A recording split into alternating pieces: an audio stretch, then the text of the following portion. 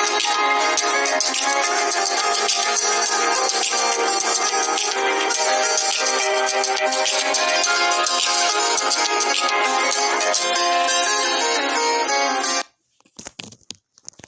Friends, welcome back to my channel. Myself Mohammad Furkan, और आज मैं आपको बताने जा रहा हूँ टिटेनस के बारे में।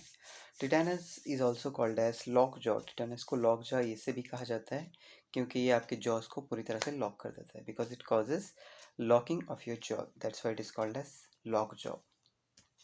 So it is very simple to get infected by this disease and it is very difficult to treat at the same time. ये काफ़ी आसानी से आपको इसका इन्फेक्शन हो सकता है, लेकिन इसका ट्रीटमेंट करना काफ़ी मुश्किल है।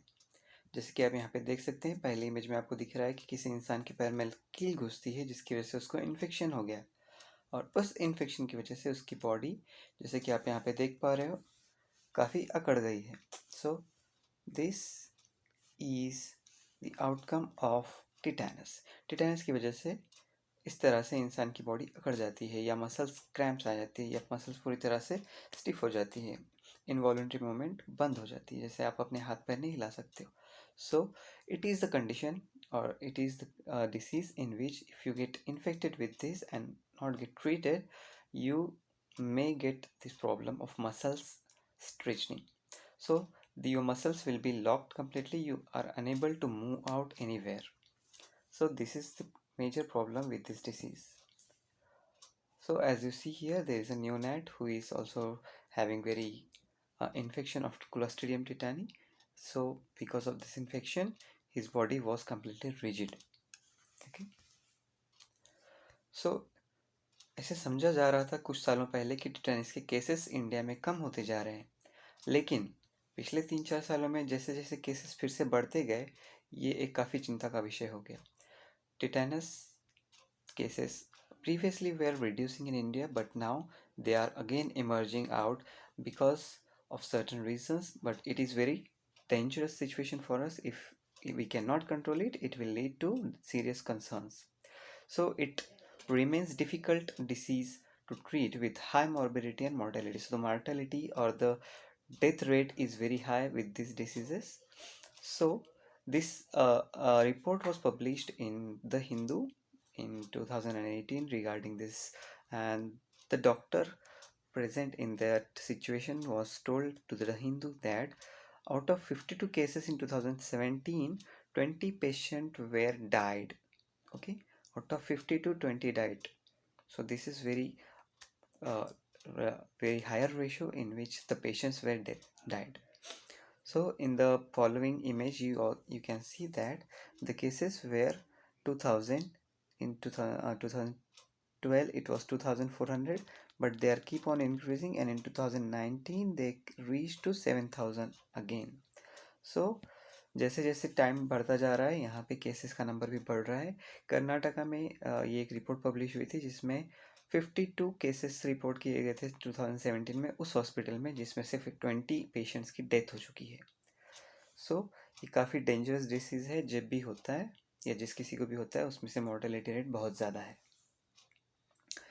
So why we are doing this video today? It is because India is one of the leading count of these cases in the world. So India में सबसे ज़्यादा ये केसेस मिलते हैं, ग्लोब में सबसे ज़्यादा केसेस इंडिया में मिलते हैं, इसीलिए हम आज ही वीडियो कर रहे हैं.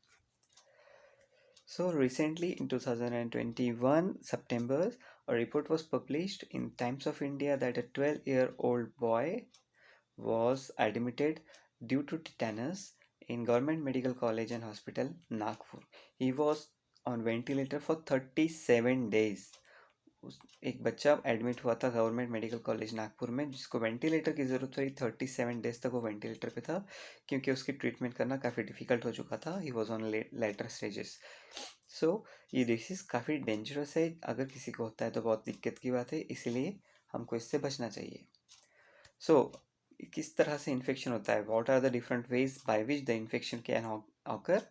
सो cuts, wounds are the main the reasons for infection.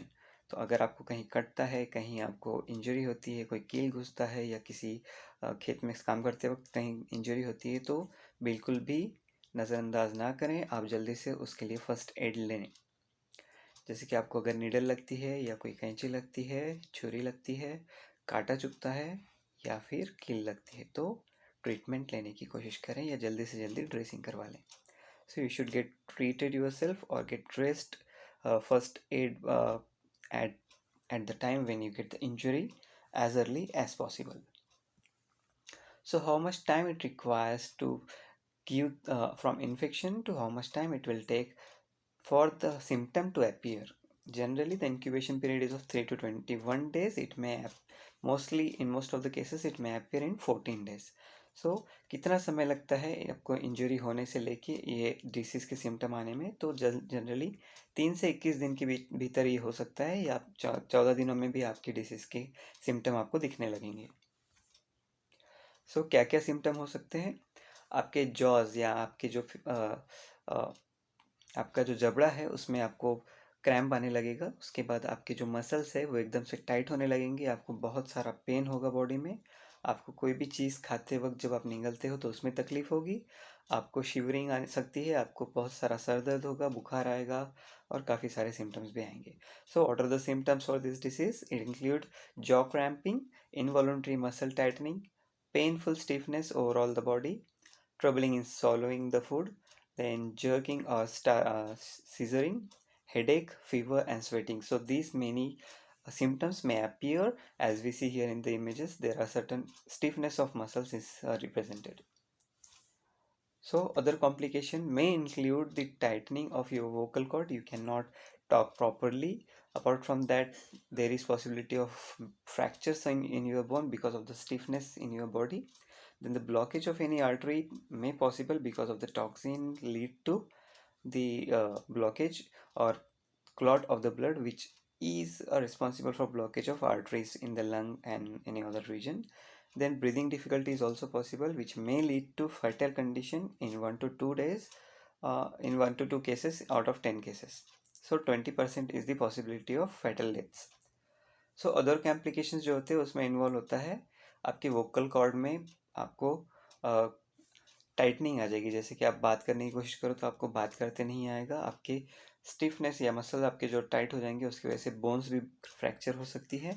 उसके अलावा आपके बॉडी में कहीं भी ब्लड में एक आधा क्लॉट अगर बन गया तो वो आपके लंग्स में आके अटक सकता है, आर्टरीज में ब्लॉक कर सकता है, जिसकी वजह से ब्लॉकेज हो जाएगा और आपको सांस लेने में दिक्कत होगी, जिसकी वजह से डेथ भी हो सकती है. 20% केसेस में डेथ पाई जाती है. सो ट्रीटमेंट में क्या है? Treatment involves the hospitalization, immediate treatment with the human tetanus immunoglobulin. ये एक टाइप का एंटीडोट है जो आपको दिया जा सकता है.